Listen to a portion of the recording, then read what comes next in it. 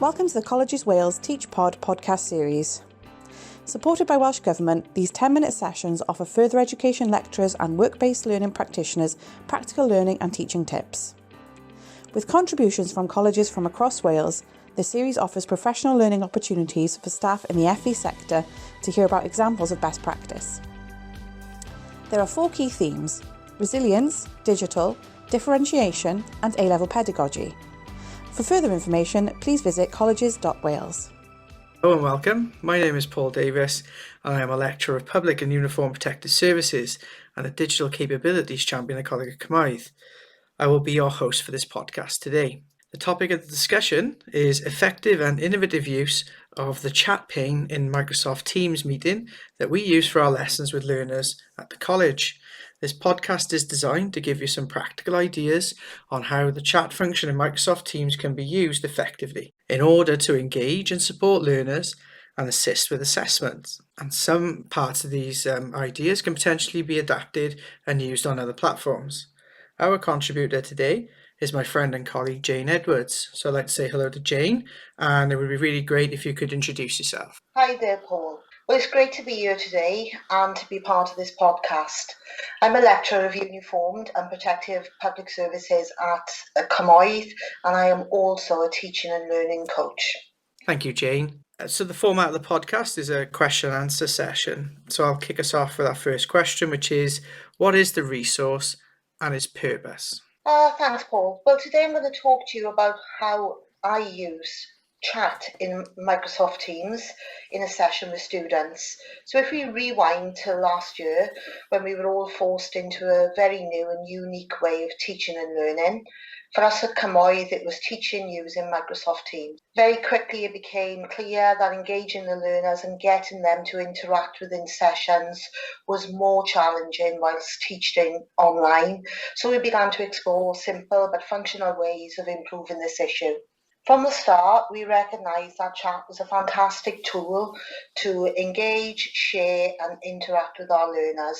And it's fair to say that the interaction was the one thing that we were all missing at this time.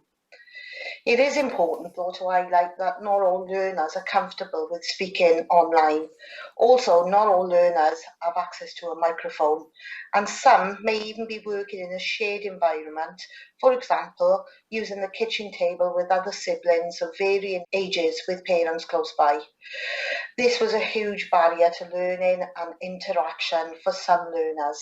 However, we found that using the chat function increased the engagement and the interaction of learners, giving them all an equal opportunity to get involved, so improving accessibility while supporting teaching and learning. So a really useful tool to not only aid teaching and learning, but also help create a safe and accessible environment for learners. Excellent. So the next question is, how can it be used? So the context that I'm talking about here is the use of the chat function during a session with learners, and I use it in a variety of ways to help with engagement. The methods that I use are simple to learn and use, but they give good results.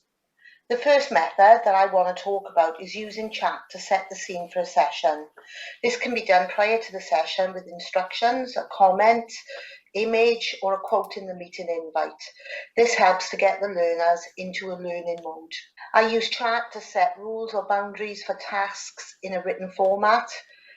As a lecturer of public services, I regularly deal with sensitive or controversial topics, and boundaries and rules are important to set and maintain throughout these discussions to get the best results possible, and seeing them in a written format often helps.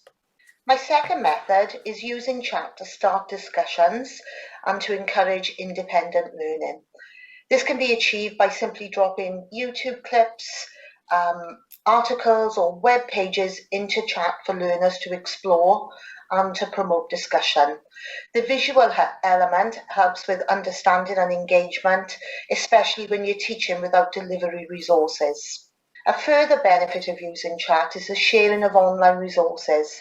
As a tutor, it gives you instant flexibility to either facilitate the discussion from within the meeting or to allow students time away from the session to explore independently, with a task to report back with a few comments and observations. Images are also a powerful starter to a topic or discussion point, and they can also be dropped into chat as and when needed to re-engage or even to change the direction of a discussion. One of the main advantages of posting resources into chat is that all the contents of the chat, including the files stored, are made available outside of the meeting. And this is particularly useful for absent students and for assignment support. Okay, thank you, Jane. So does chat work with any other tools or applications? Yes, it does. Actually, there's over 200 apps that can be used in chat with chat. However, we have found that it is sometimes less is more when encouraging learners. So we do try to limit the use of apps, not to confuse or overwhelm our learners. As an educator, you will know which apps best suit your learners and the topics you teach. So it's a trial and error activity, I suppose. However, emojis and GIFs work well with most and are so simple to use, but the simplicity gives us a visual information and it shows that the learners are listening and engaged. One of my favourite apps to use in chat is Microsoft Forms. Microsoft Forms in chat is a limited version which acts like a poll, which is perfect for the meeting environment. A poll can be dropped into the chat, allowing you as the tutor access to instant data from the results. For example, a poll could be used to agree or disagree with a statement, to start a new topic or discussion, or to establish understanding using the results from it as a starting point for a discussion. I use polls to give learners choices on ways of receiving information for the next session, giving them the perception of ownership. For example, okay guys, we'll be looking at Maslow next week. Would you like to see diagrams, videos, or written resources? The majority wins. Another straightforward way that I have used a poll is to establish how many learners have access to Netflix to enable them to watch a documentary or a film relating to their study. Simple, but effective and useful. Finally, I use a polling chat to review a session, a resource, or a teaching strategy by asking a simple question at a certain point. For example, did you like using a poll today? Or would you like to recap on a particular topic next time? The feedback obtained from this is instant and allows me to adapt and change lesson content to suit my group. Other compatible apps that can be used in chat include ClickView, Mentimeter, YouTube, SurveyMonkey, Microsoft Stream, and Wikipedia Search, and that's just to name a few. So that's really useful then, because sometimes getting feedback from learners is really difficult. So that'd be a great way of doing it. So what do the learners actually think about it? Learners really like it and they welcome the sharing of resources in this way. They also appreciate the fact that they can revisit the resources later if they need to. They enjoy using the polls and are enthusiastic and fully involved whenever I use them. And some of them also use polls themselves now when doing their own discussions and presentations, which is really good to see. Using chat to interact this way relieves the anxiety that some learners feel when learning online. It helps them to engage and deal with what some find to be a very intimidating and stressful experience, often giving them confidence to develop their own engagement tools. For example, the next step for some could be using their videos. This could make a difference to a learner turning up for lessons or not. Okay, so I've got two questions in one here. Can the resource be easily accessed, saved, and revisited?